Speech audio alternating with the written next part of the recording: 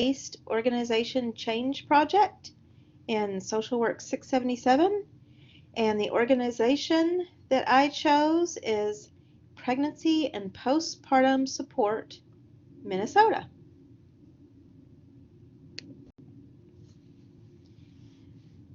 So I would like to present as if presenting to the board of Pregnancy and Postpartum Support Minnesota.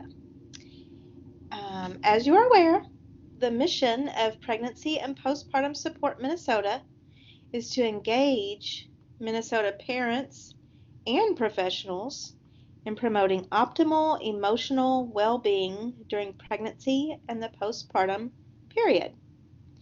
And a little bit later in this presentation, we will talk a little more about how you do that and what that means to you.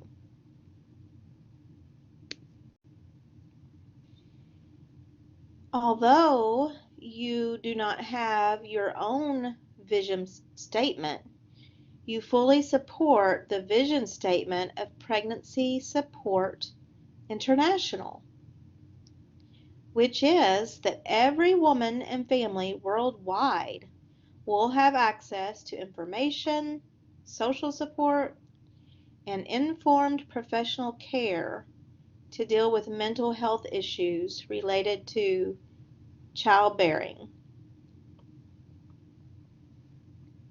And I know that you do fully support this vision, and you do that through a number of ways, such as advocacy and collaboration, and by educating and training the professional community, as well as the public, on issues that affect pregnant women and postpartum women who are dealing with mental health issues, and also assisting their family and friends.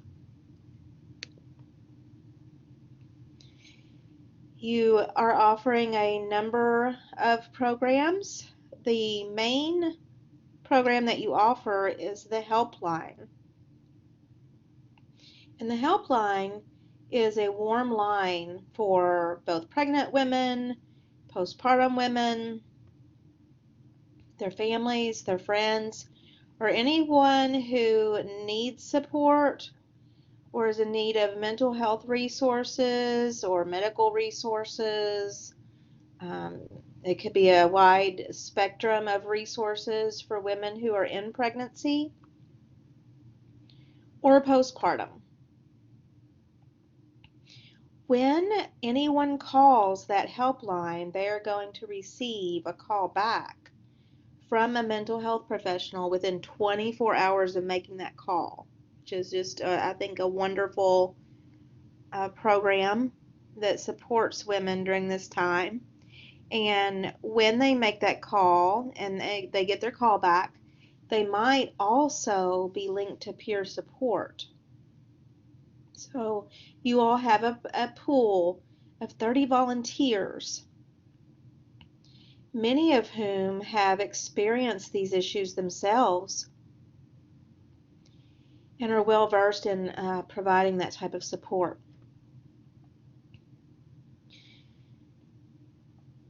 Pregnancy and Postpartum Support Minnesota, you guys also build community connections through networking events, engagement opportunities, and training.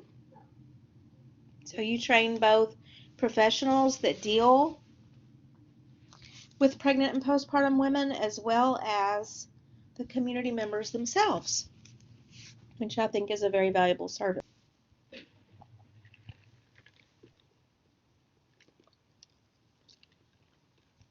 The change project that I would like to see you implement is to develop a strategic plan.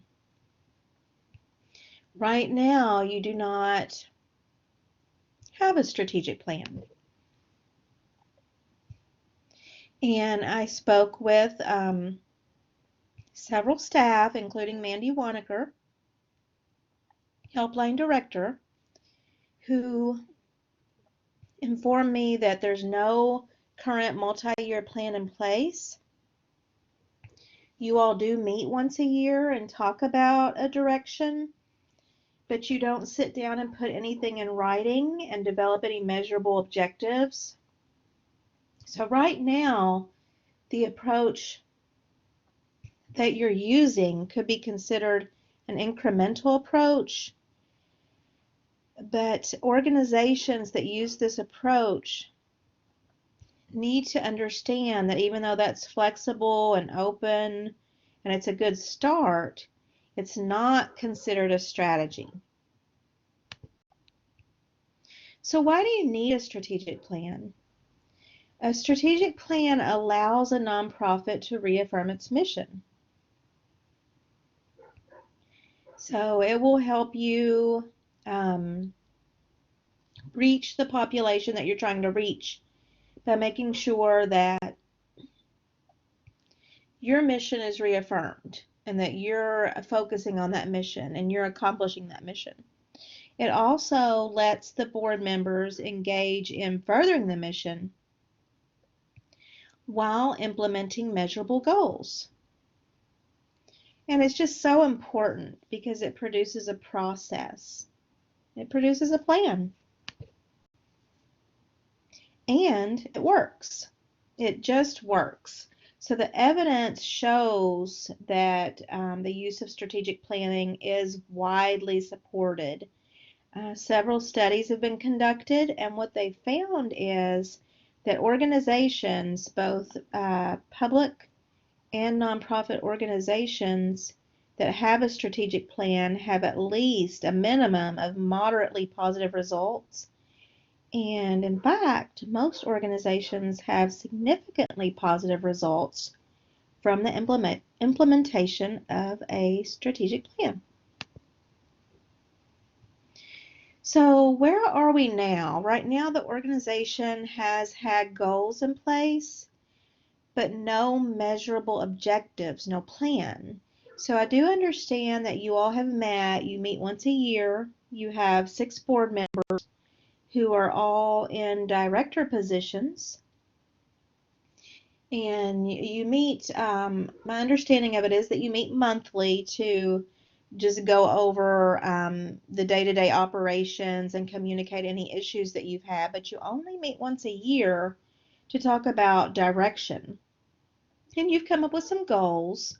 For example, in 2019, your focus was on building opportunities to connect with underserved and underrepresented populations with respect to diversity. However, when I talked to you about this service to diverse clients in 2020, you said that this is something that you're still trying to work on. So you still have an issue with that. So you weren't able to produce any positive outcomes for your efforts of trying to meet your outreach goals for more diverse clients. And it's important that you understand that, you know, it was a very worthy, very noble goal, but you just weren't able to connect with that underserved and underrepresented population like you wanted to and produce measurable performance results. Then in 2020, you were focusing on improving accessibility and usability of your website. And so far, you haven't been able to produce any written concrete steps for doing that. So again, a noble goal. I think it's an excellent idea, but you do want to try to plan a little better to make sure that you meet that goal and can have some outcomes that you can show to clients and donors. So where do you need to start if you're going to develop a strategic plan? Well, there's several steps involved. The first thing you want to do is plan your planning. So you want to talk about who's going to be involved in that planning. And of course, you have your 6 board members. Does anyone else need to be involved? How often do you need to meet? When do you need to meet? What kind of agenda do you need to have when you meet?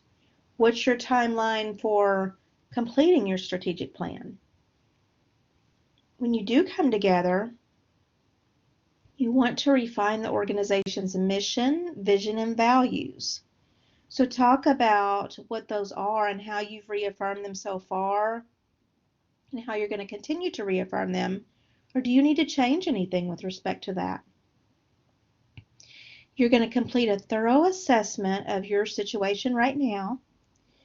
You're going to look at the external versus the internal. And we're going to talk a little bit more later in this presentation about how you do that. And then you're going to determine the problems that you need to solve. So you've already talked about how you want to reach more diverse clients and how that's important to you and how you want to work on your website.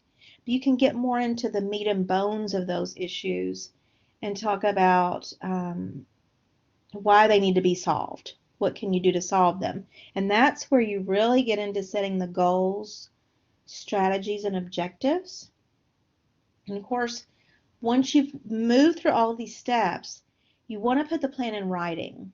So a good multi-year plan in writing that talks about what you're going to do, what your goals are, what your measurable objectives are, who will do what. And once again, we'll talk about a little bit more of that in a moment. So how to begin? A good place to begin is with a SWOT analysis. And what a SWOT analysis does is it assesses the organization internally. So it looks at your strengths and weaknesses, and you really want to talk about what are you doing well? What's going right for the organization? And then you'll want to get into what is a weakness for you? What does everybody agree that you need to work on? The next thing you're going to do is you're going to assess externally the opportunities and threats. So for that, you may look at what opportunities are out there. For example, with meeting more diverse clients and doing that outreach, what opportunities are out there for that? What events are out there for that? What groups could you partner with? What kind of training is needed? Is cultural development needed? What is needed to really get that opportunity?